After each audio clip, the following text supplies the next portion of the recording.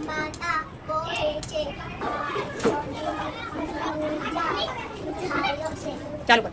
ગાયો ઘાસ ખાયો છે ગાય દૂધ આપે છે ગાયોને બે આંખો હોય છે ને બે કાનો હોય છે ગાયોને સારો પગ હોય છે અને એક કુંડળી હોય છે મને ગમે છે ગાય મને ગમે છે મને એક સાસ હોય છે બોલ.